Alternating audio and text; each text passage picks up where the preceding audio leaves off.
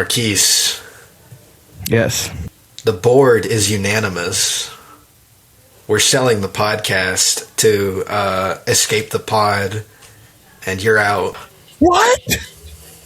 But, right, you can't do this to me. Do you know how much I've sacrificed? So anyways, it's pizza time. That's the wrong one. Close enough. This is episode 25 of I Finally Saw, where today I finally saw Spider-Man.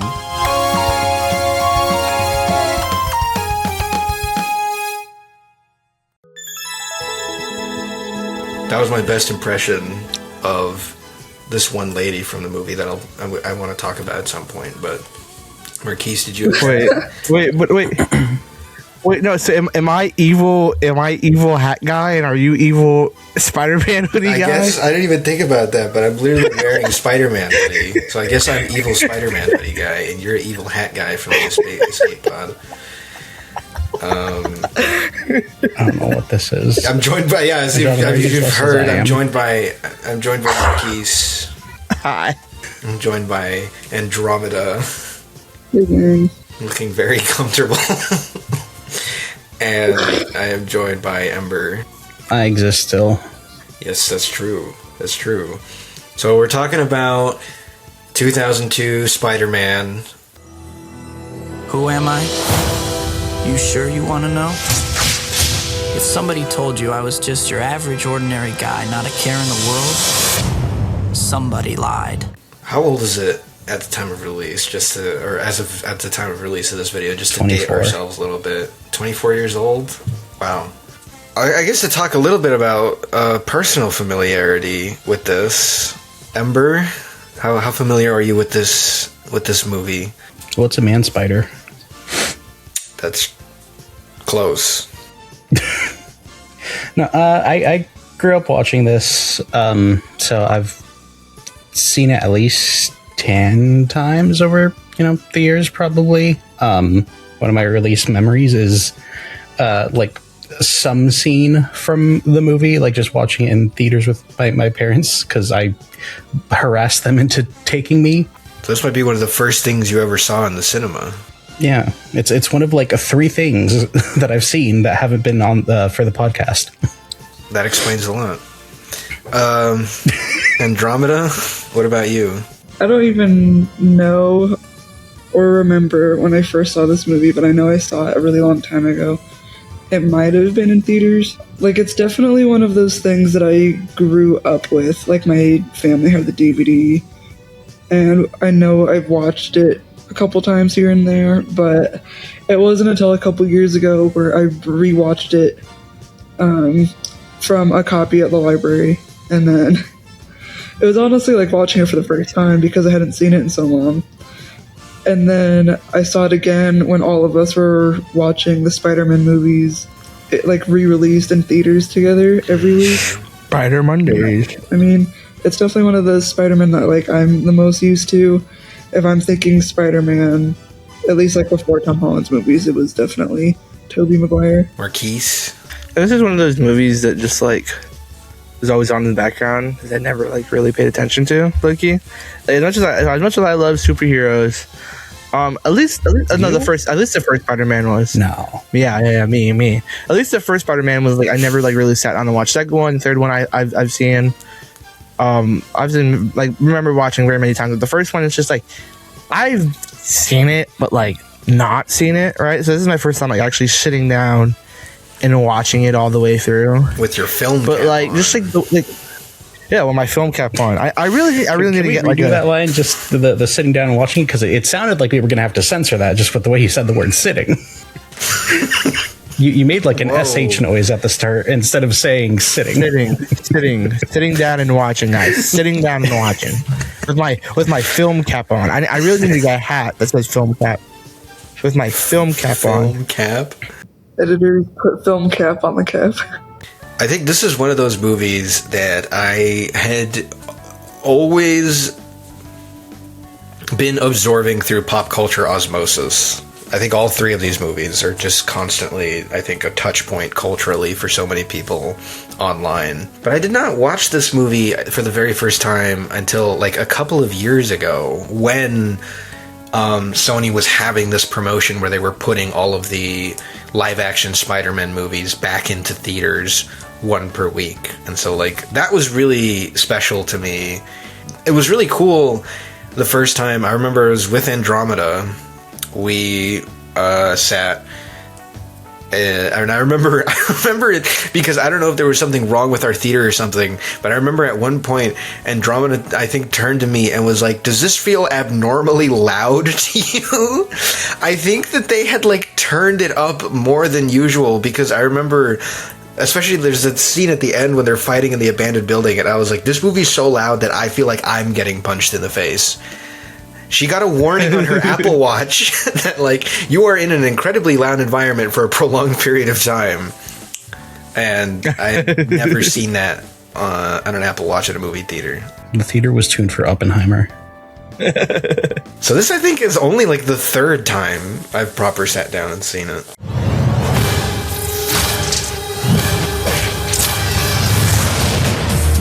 Truth is, it wasn't always like this. There was a time when life was a lot less complicated. Spider-Man is really hard to talk about because Spider-Man fans are particular about Spider-Man. Spider-Man is a character that's been adapted so many different ways, has had so many different comics, has had so many different people putting their spoon in the bowl. I think everybody has their own distinct interpretation of what he ought to be. And so this movie had an insane responsibility on its shoulders. There's very infamously like a version of a Spider-Man movie that was sort of pitched by James Cameron, rumored to star Leonardo DiCaprio, that had sort of an R rating, I think a bit of a more edge to it than even this would have been.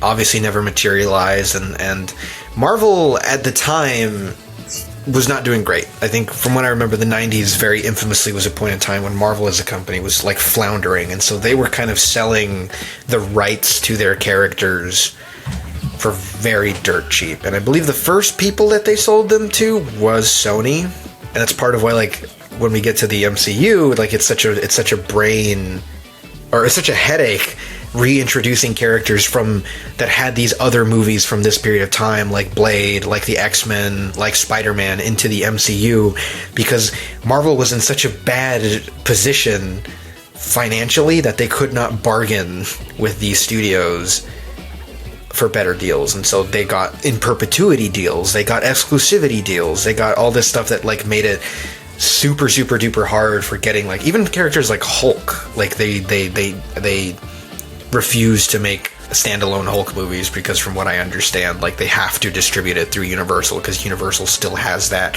and they're not gonna sell it back because it's like that's their bargaining chip.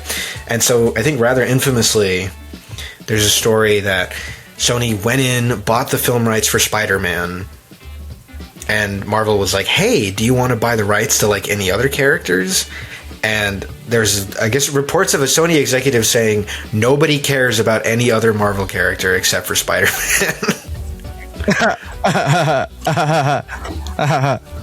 So, I mean, make of that what you will. I still think that executive was right. Bro, don't tell Wanda fans about that. I think that's so funny because they say that, and then they try to make spin-offs using Spider-Man villains without Spider-Man. Exactly, proving the executive's point, because they all failed. Oh, okay, Even yeah. Madam Web, honestly. You said what? I said even Madam Web, honestly. Oh, yeah. Like, Madam Web is a Spider-Man spin-off character. There is no Madam Web without Spider-Man. I wouldn't know, I've never seen it. Oh, thank God. Andromeda, if you've seen this movie, You've seen Madam Web. I think you'd claw your eyes and ears out. Honestly. I don't know why that got me so hard. So then Sam Raimi along came a Sam Raimi, probably most famous for the Evil Dead trilogy, starring Bruce Campbell, and his very, I believe Ronan, I don't know if he came up with this quote, but he said a quote to me about Sam Raimi as a filmmaker. I don't know if he coined this quote or if he heard it somewhere. But he mentioned a quote to me about Sam Raimi, is that Sam Raimi is a filmmaker that makes decisions that no other filmmaker would make.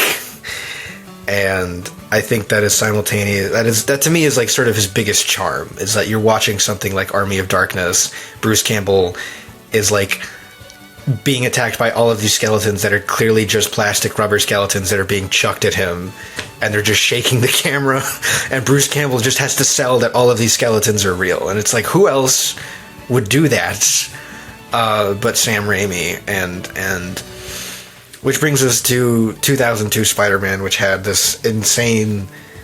When you're the first one, I have to imagine that there's especially like a pressure of like, you better do it right, because there wasn't like, you know, this is obviously like reboot. I think the idea of like, we're gonna make another, like, I remember when Batman Begins came out, the idea of like, we're gonna make another Batman movie and just completely ignore everything about the four that came before was like kind of a novel idea. Like, oh, like we could just ignore that. We don't have to acknowledge that happened. We can do our own thing. And so, you know, when you're starting fresh out the gate. Can I take your picture for the school paper? Sure. In this lab, we have 15 genetically enhanced super spiders. There's 14. One's missing. That's all that sort of background. I realize now that I haven't done my due diligence in two regards, so I figure I ought to take the time before we open up to a general discussion to do that now, which is, first of all, you know, Spider-Man is in danger, and he needs your help to protect the city, and the only way that you can help out is by liking and subscribing on this video. So make sure to do that. You know, you mess with one of us, you mess with all of us. And to do my due diligence in making Marquis facepalm, and also to read out the little summary that I always do, that I have copy and pasted about this movie, because I am not creative enough to write something myself. After being bitten by a genetically modified spider, a shy teenager gains spider-like abilities that he uses to fight injustice as a masked superhero and face a vengeful enemy. Well, Marquis, you're our resident Cape head. Yeah. How do you feel? K-pop fan. Cape head. Oh. What is going on? Okay, yeah. I'm resident Cape head. Yes. Yeah. What about So what did you think of the movie? You know, like the premise of our show. The movie. I'm the resident Cape. Yeah. I enjoyed it for what it was. I really appreciate how like true to the comics Raimi tries to keep the story while expanding on it in his own way. I think the changes that he does make is right for the characters. For most of the characters, anyways.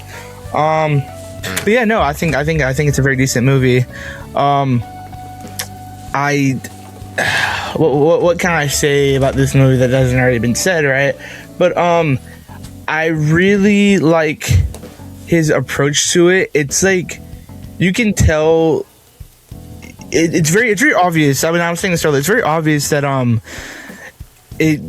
this movie was directed by Sam Raimi, especially if you watch like the Evil Dead movies, because like a lot of the action is very like almost sometimes low budget, like very reminiscent of the Evil Dead action, where it's just like it's very visceral.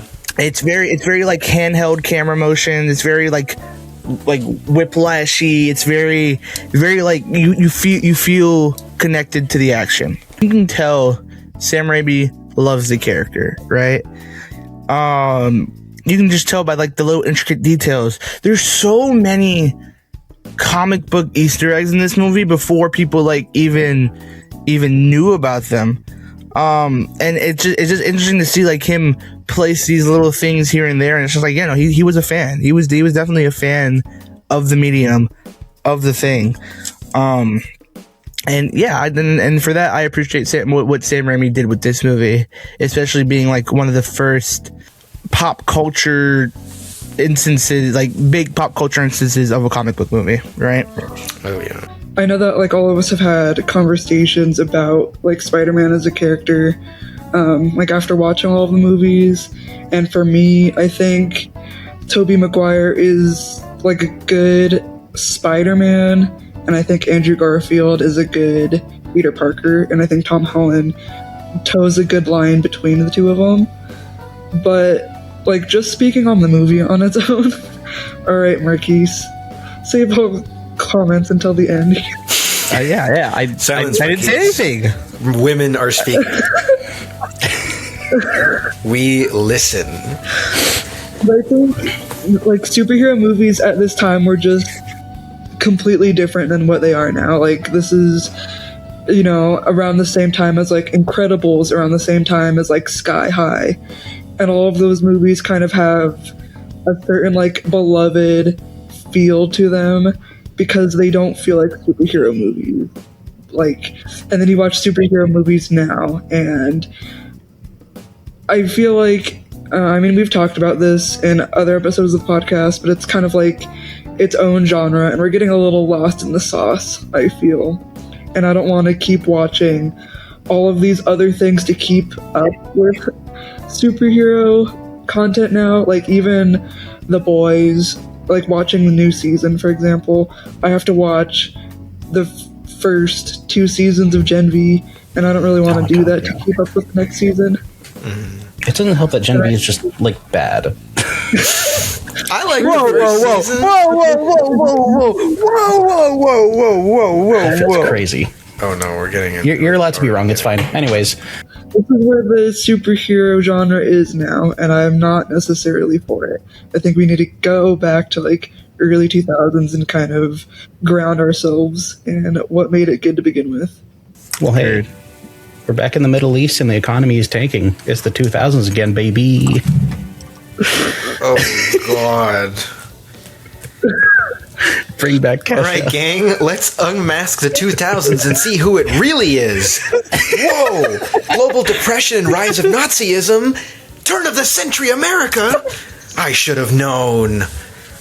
Can I go home now? I don't know Anyways, where that what was was. the question? Because I was gone for like 10 minutes. What do you think of this movie? Oh, really solid. Honestly, holds up outside opposed to of Liquid. the characterization for Mary Jane and the CGI. Like those are Oh pretty my much God. the only 2 things. Oh no! that I Oh would no! Hold on! No. Before we Here's drag the up thing. that Here's discussion, the thing. Mark, let's let Ember. look. The thing is, the CGI was dated for the time. It was bad for 2002. Yes. Oh, I don't think. Okay. Yes. Like there are reviews from, I can't even remember what the dude's name is, but there are multiple reviews from a number of people. But there was one in particular that like stood out for me just because it said it so bluntly. But like basically, they were comparing the CGI in Spider-Man to other movies that had come out like around the same time or even a little bit before, and it was like, this is just bad. The physics feel like it's too. I think the word they used was floaty. I have, much like Peter Parker, I feel like to express my opinions about this movie, I feel like I am living a double life, because there are things about this movie that I really respect, that I really enjoy, in fact, and I think to me, the number one thing that if I have to sort of summarize this movie, and I think why it has stood the test of time, is that it is above all earnest and eager in regards to its source material. It's really interesting comparing this to something like the X-Men like movie, and there's like that line of dialogue in the first X-Men movie where they're all wearing black leather because they just didn't want to bother with the costumes, or they didn't, The yellow like I said, spandex. Yeah, there's like a line where Wolverine's like, "You guys go out in all this black leather," and James Marsden's like, "What would you prefer, yellow spandex?" And it's like, I don't know, kinda. I am like, it's so interesting to me then, the comparison to this movie. Like, I think to me this example that I think of is like, and to reference another Spider-Man movie, there's that scene in No Way Home where like when Alfred Molina shows up and they're like, what's your name, guy with 8 limbs? And they're like, my name is Otto Octavius. And they're like, oh, okay, but what's really your name? It's interesting because like the MCU has kind of almost taken that sort of X-Men approach. There's like that line of Age of Ultron where Hawkeye is like, you got mind powers, I got a bow and arrow, there's a ton of robots, none of this makes any sense. And it's like, I wasn't really thinking about it until you said it.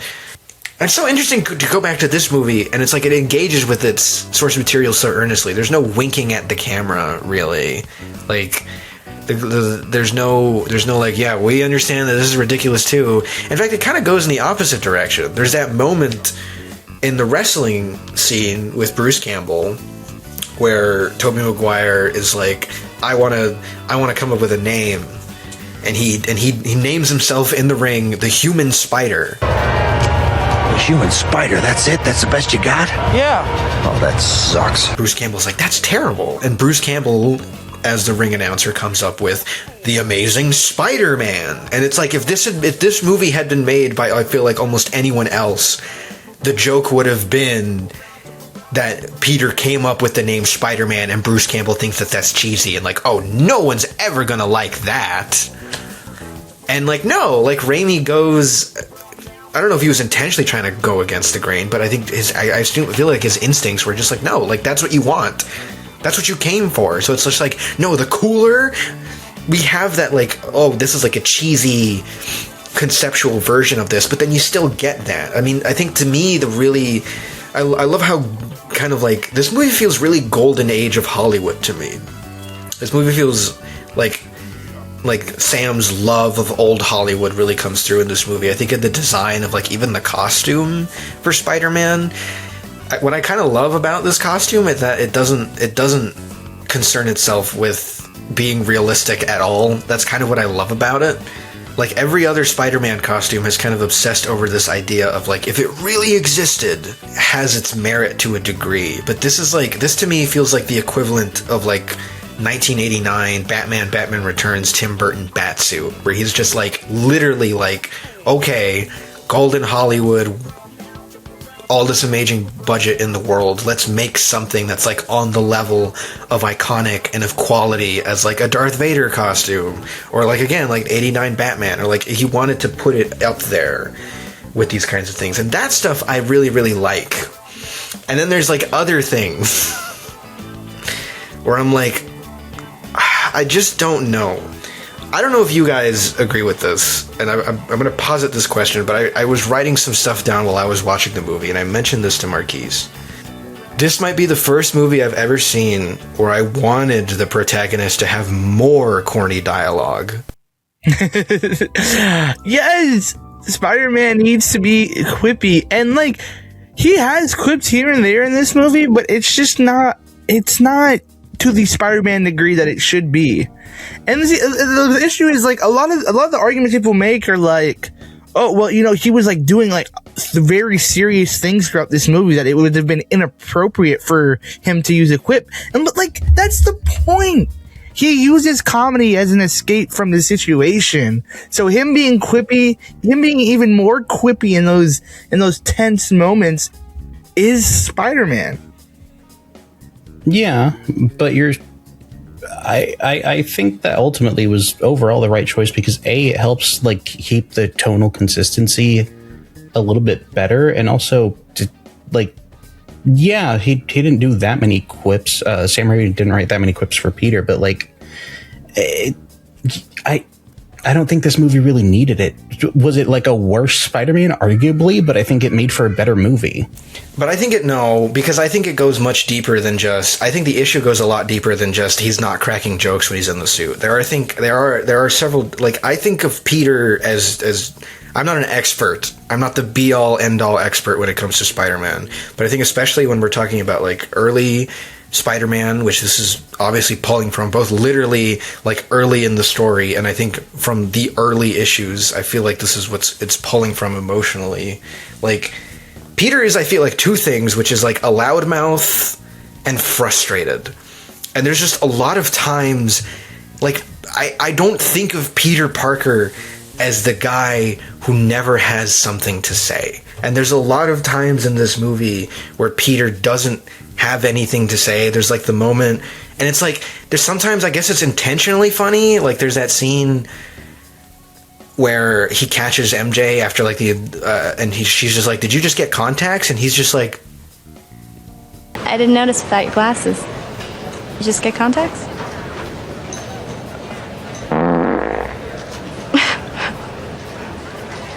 like he doesn't say anything. There's like that moment when like he smashes the lamp testing his web powers, and Aunt May is like, is everything all right in there? You're acting very strange. And he's just like, his response is just, okay, thank you. And then he closes the door. And this, I just don't, Peter, there's a lot of Toby's Peter, I think, just stands around a lot. And there's a couple of moments when I'm watching this movie where I'm just like, he wouldn't do that. He would I think he would say something. Not even just like the in costume, oh, he should have said something cheesy there. There's just like, Peter Parker has a chip on his shoulder and he's a little bit frustrated at the world. And he's just like, oh, like he's like Greg Heffley a little bit. He's like, I'm stuck in school with all these morons. And like, I've encountered those people, and those people always have something that they have been like stewing in their mental crock pot to be like, I'm going to get back to you at this one. Peter, I understand why Raimi is doing that, because he wants to do, you're trying to do the Bruce Wayne Batman thing, where it's just like you have these two, you're trying to do Clark Kent Superman, but it's just like, to me, I don't know, I could be completely off base here. I don't think that personality wise there's actually that much of a difference. There should be that much of a difference. Obviously, like, there's something different, right? But not like, it should be a completely different character, I think, Peter and Spider-Man. Yeah, no. And I feel like Sam is trying to do that because that's cinematic, and I understand that. Especially when we start to get into stuff with like later on in like Spider-Man 2, when like Harry's like upset at him and confronting him and being like, hey, like events that happened in this movie and you're a part of that, like, what's up with that, man? And he's just like standing there and staring, and it's just like, he should be frustrated, he should be angry. And that's the thing. I think Toby as Peter Parker is at his best when he's pissed off. That scene when he hunts down the guy with the frosted tips. What about my uncle? Did you give him a chance? I'm like, that's Peter to me. Like, that is Peter. He's like furious at this guy. That scene, like Toby, I don't know, this is a weird compliment. He's got a great yelling voice. I wish I could have gotten a little bit more of that, because to me that is Peter. And I get it because we're going for the whole like contrast of like this like geek becomes this, again, Clark Kent to Superman kind of a thing. But that's not like, I don't know, that's not even then though. Like, it's just like there's so many moments in this movie where like Peter's just awkward, and not even like in like a nerdy type of way, just in like a alien, like, this is not a real person. Oh my god. And like, no, but like Peter's a nerd, but he's not like socially awkward. He's not like you said, he has things to say. I know.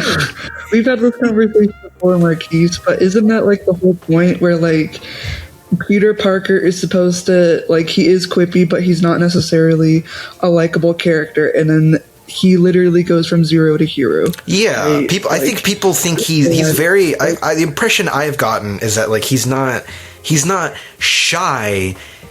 His issue actually isn't that is probably actually that he can't keep his mouth shut. I feel like socially, like exactly, like people don't like him because he's got a chip on his shoulder, and he's like he thinks his intelligence like entitles him, I think, a little bit. Yeah, and I don't know. I don't get that from Toby a little bit. Yeah, I would like. Yeah, like I feel like they're trying to lean. I feel like they're trying to lean more into like he's like the shy nerdy kid, and that shit, like that's like not Peter Parker though. And it's like it's I don't know. It's a version of that character that I'm like I don't know what MJ sees in this guy. Yeah. I don't know. I'm a little. I mean, that's another thing where I'm a little bit like I don't know.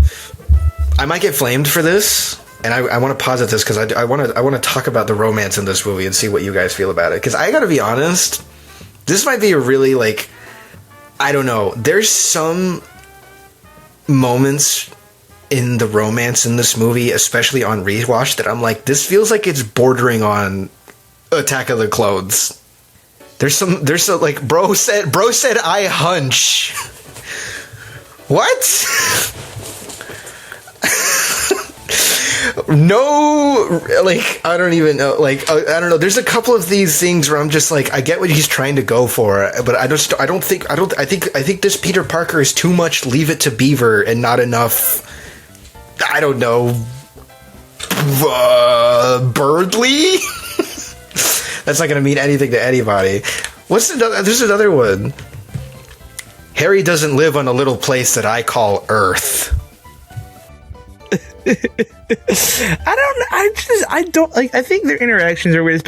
And the one that stuck out to me the most was specifically, right before she gets, almost jumped, in a sense, and he goes in to rescue her as Spider-Man and beats up the thugs or whatever, and it's he was oh yeah, I heard you were in the neighborhood and that's why I took 2 buses and a cab to get here, and it's dude,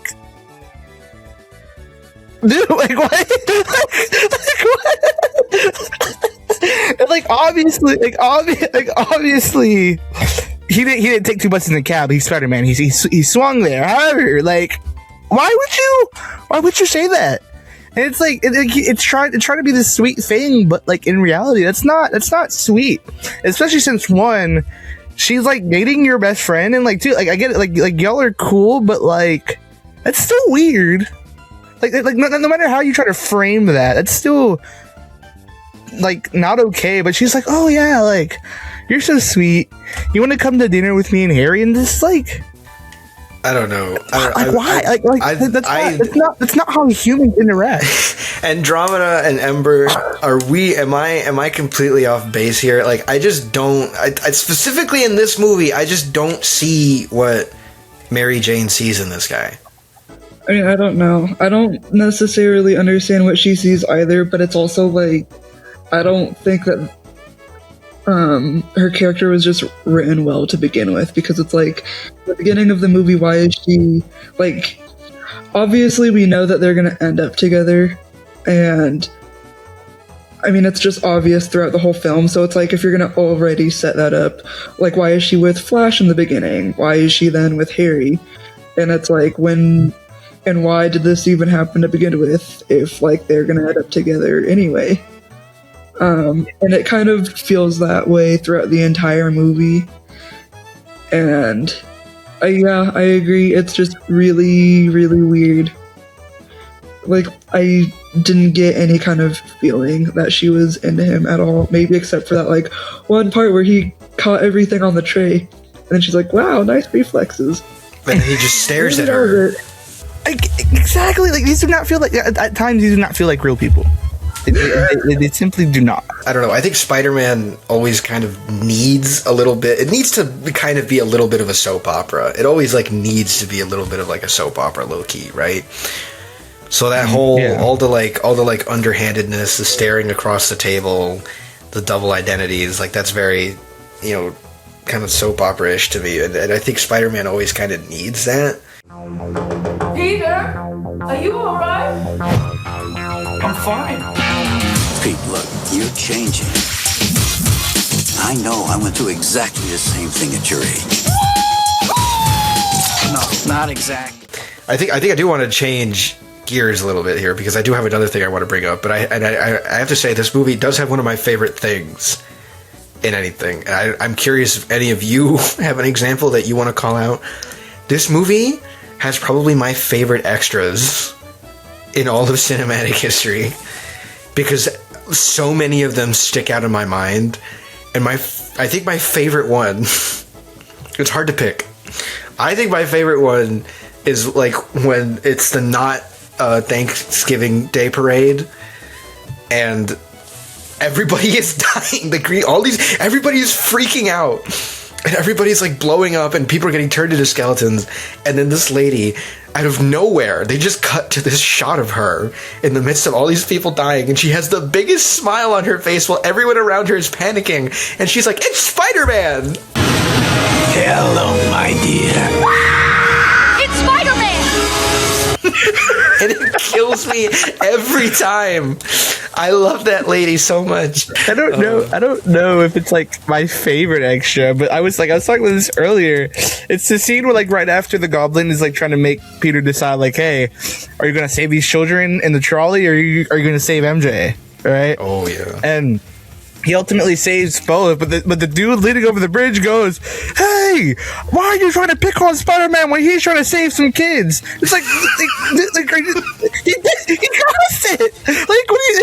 What do you mean? He's the one that put the kids in question, in danger.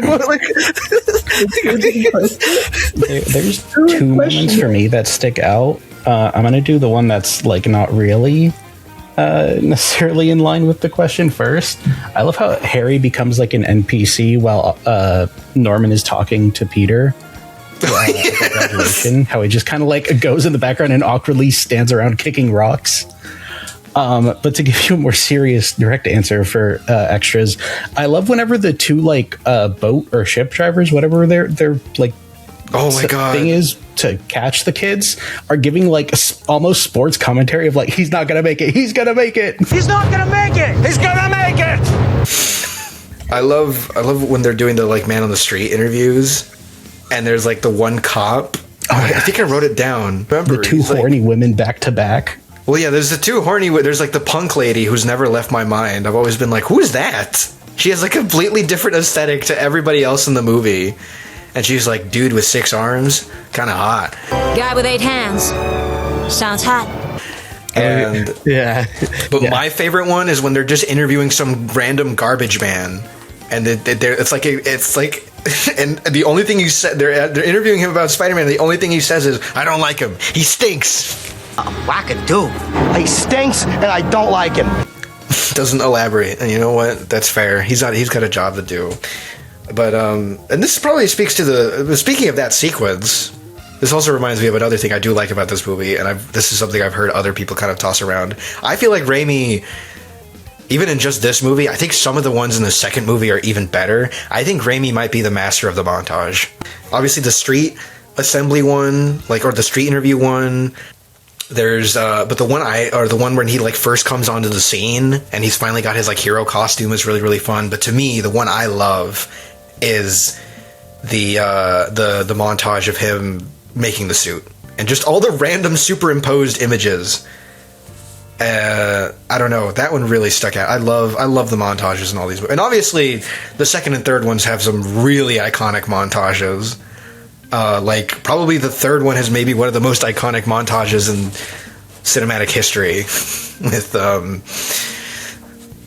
very famous dance. I just want to quickly shout out, because you brought it up, the third movie, like that iconic montage, is it's either the director's or the editor's. It's the editor's cut. I don't remember which, but it happens. Okay, it happens right after Peter explodes Harry's face, and I love that sense of humor so much. Oh my god, it's so good. It's like he's gleefully celebrating the fact that he exploded his friend. I will say, out of like the few James Franco movies that I have seen, this is probably one of the best performances that I've seen him give, because he's not James Francoing it. What does that mean? Being a misogynist? Yeah, among other things. He is being a misogynist in this movie, though. Yeah, he is. Yeah, he is. Yeah. Yes, but it was written as part of the character, not just. No, he just improvised. James Franco, and they kept adding a little. Sam Raimi was just rolling the whole time. This movie does not pass the Bechdel test. Was it? Which is a very serious I feel rubric like, for grading movies. I feel like Aunt May and Mary Jane talked about the weather. No, they didn't. Marquis, shut up. I feel like that was a scene. I do want to shout out. I love Rosemary Harris as Aunt May. I love Rosemary Harris as Aunt May. I love how sweet she is. She genuinely, like, the scene I like the scene when Peter comes home. Like, we don't hear the dialogue, but we just are seeing the news being broken to her that, like, Ben is dead, like, genuinely. Almost, like, gets to me more than, like, Ben dying. I know we've spoken a bit about some of my grievances, but I don't want to leave anyone walking away that I don't like this movie. And so I do want to say, because this movie does have a pretty phenomenal cast, are there any of these characters in the peripheral and their actors attached that you guys want to talk about? Okay, can I just talk about Willem Dafoe for a second? And this can. Well, I love Willem Dafoe's performance. I think he's such a great casting as Norman, and not even because it's comic book guy great, because I don't even think it's that, but just the take on this character that he and what should they have given him the waves? Yeah, they should have given him waves. I'm so sorry. No, but just like. This particular version of the character, the way that Willem does such a service to it, and the way you can just like see the madness going on in his head just from his facial expressions is perfect. And then that devolves into a completely different conversation of what the hell is with the mask?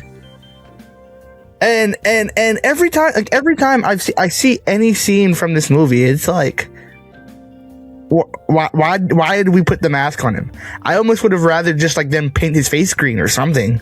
But no, you put the mask and take away all of that expression. But regardless, I love Willem Dafoe in this movie. Well, there's a point on the mask, which is like that's not what the mask originally was supposed to look like.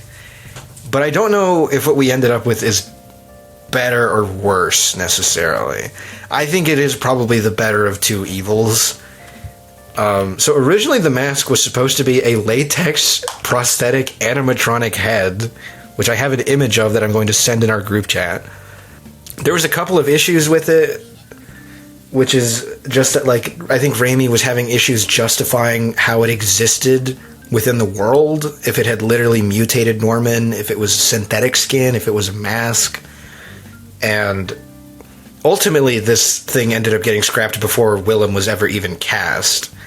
I like the imagery that what they're going for with all these sort of like, Norman is like a rich white guy, so of course he has all of these like random like tribal masks and kabuki masks, whatever the term is, that he's accumulated, and using that to literally like parallel to because it's all very like parallel, like Norman and Spider-Man, like Spider-Man and the Green Goblin are born on the same night. It's supposed to be like very like their destinies are literally intertwined, and as cheesy as it is, they're not so different, right?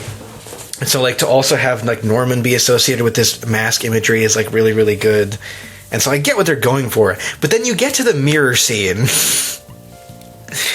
You get to the mirror scene, and Willem Dafoe he's not even in the Green Goblin costume. He's just in like a nightgown, and he's just pulling faces. And that is the most he ever looks like the Green Goblin in that movie. And it's just kind of like, man.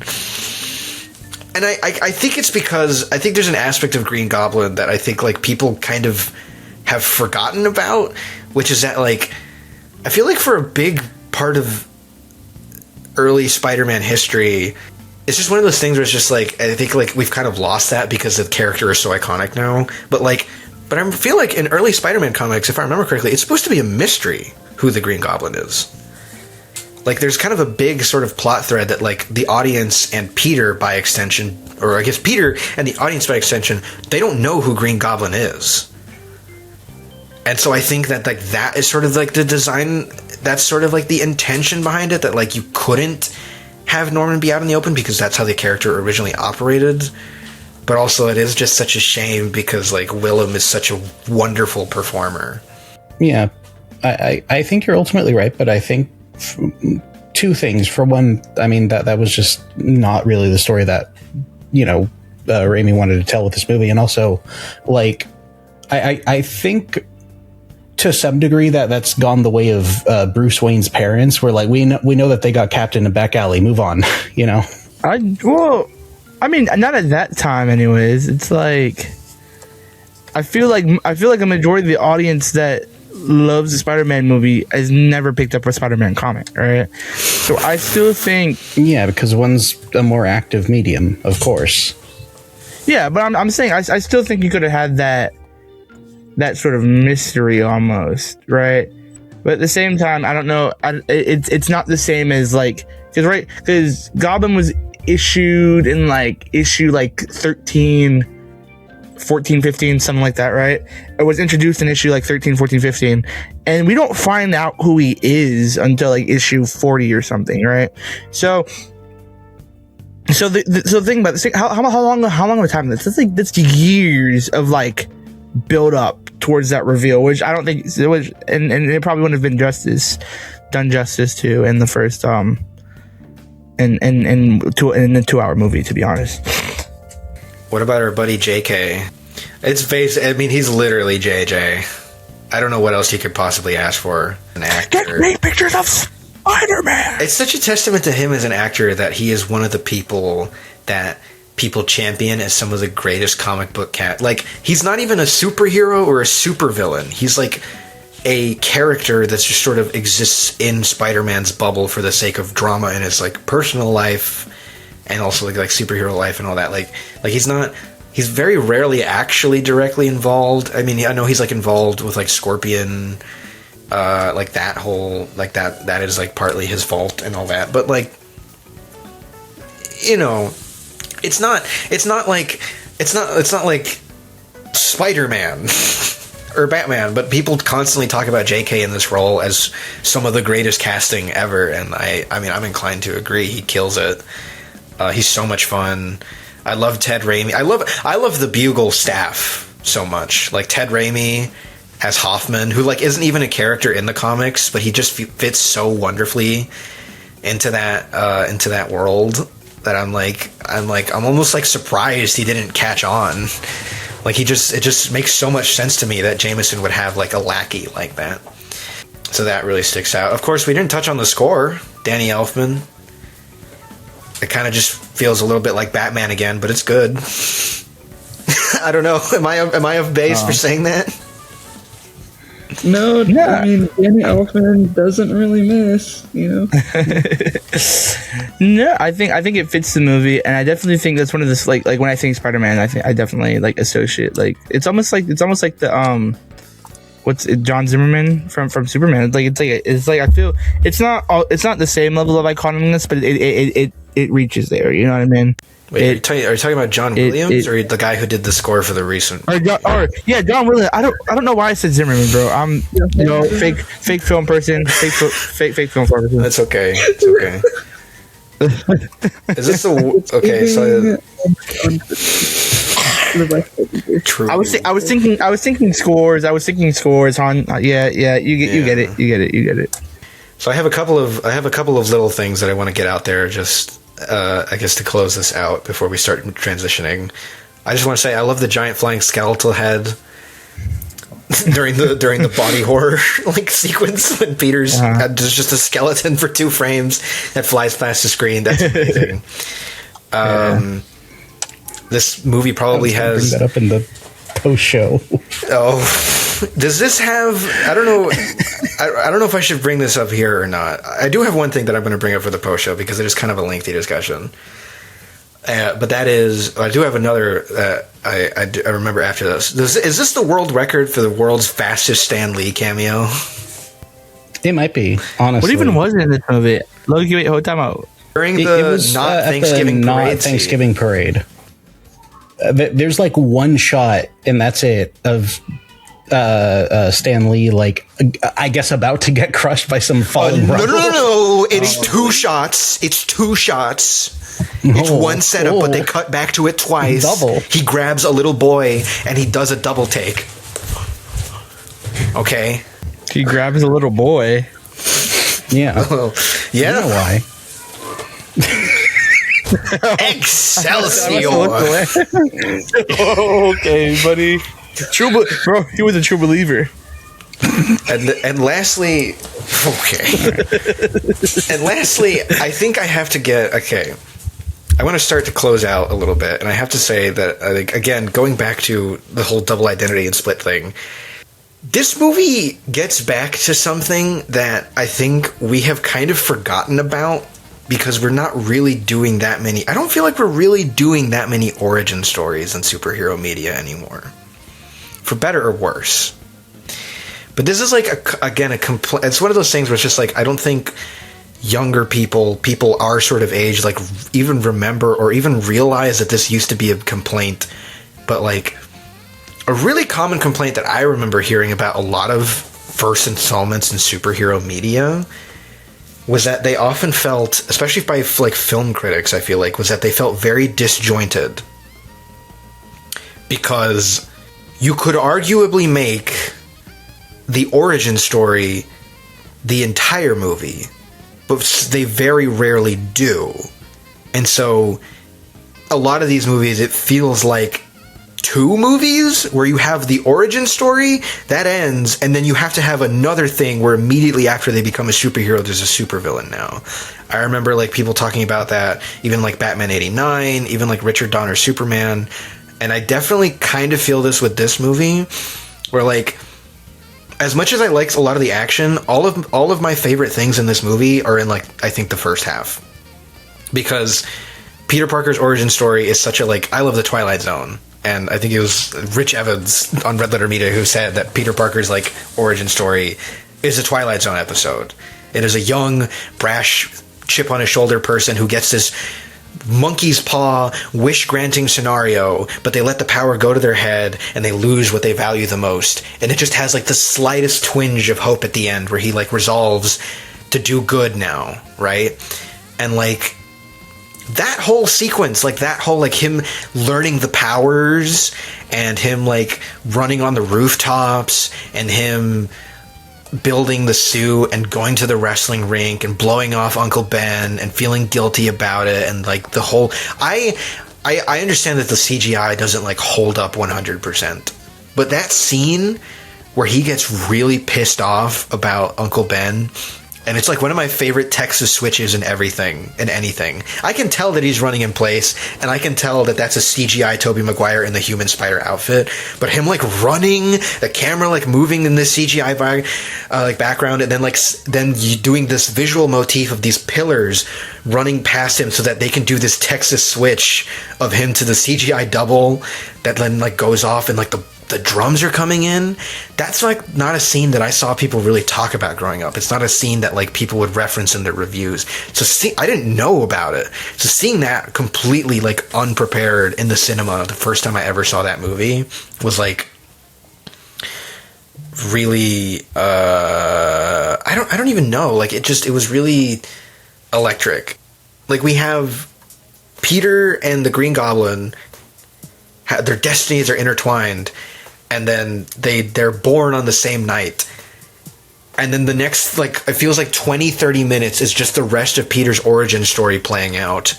And it ends on such a poignant note. And then the next scene is just like, oh yeah, we're at the military base. I don't know, I felt like blindsided by it. And there's an element of just like, I don't know, this is just something that I remember. I don't know. Maybe I'm like grasping at straws and just kind of like referencing like something I used to hear when I was growing up. But I definitely more than I think other things, and I think definitely because like we don't really do origin stories, I definitely felt that divide in this movie between like, okay, there's the story of him becoming Spider-Man and learning the lesson. I don't know if the character arc that he completes after he gets the costume, like his character arc up until he gets like the actual like hero version of the suit is really compelling. I don't know, like I don't know. I feel like the character work just isn't as compelling to me. His arc after that of him just being like, I can't have people in my peripheral because it's dangerous for them, and it just feels.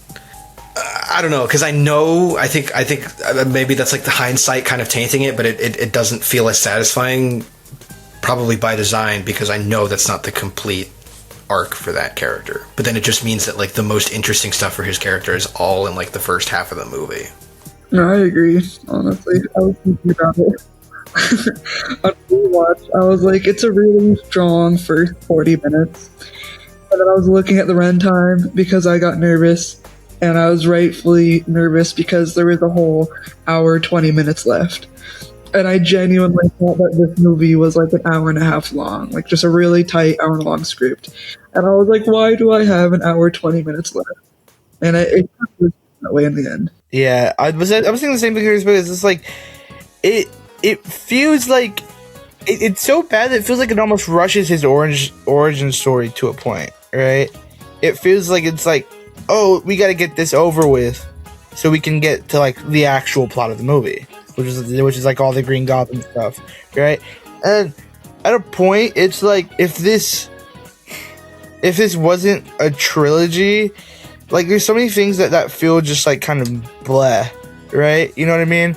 It's like I don't know if Raimi was planning on it to be a trilogy or from the jump, or if this was supposed to be a one-off thing, but there's just like his relationship with MJ is still like what's going on there. His relationship with Harry is still like, oh my god, is Harry gonna find out if like, you know what I mean? There's just so many things that like I feel, and I think this is the issue with comic book movies. There's so much more lore to explore that it's hard to figure out which parts and pieces to put in one movie and not want to do something else, right?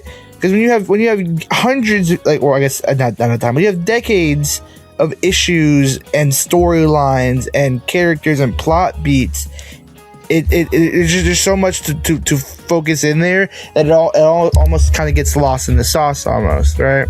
But I think Raimi made do. I'm glad he got a trilogy out of this just to like kind of throw, you know, make it part of a bigger piece, fix in some of those you know, little couple missing puzzle pieces. But overall, I think Raimi did a good job with the movie. In all fairness. One thing that I really want to add is I adore how beat to shit Peter gets by the end of the movie. I love that they send him through the ringer.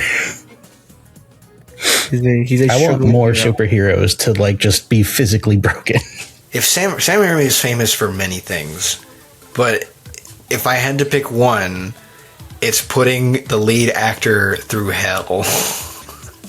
I don't know. We kind of love him for it. Not in like literally. Not like it's not. I'm not talking like Stanley Kubrick, Shelley Duvall, where he's like the main character, not actor.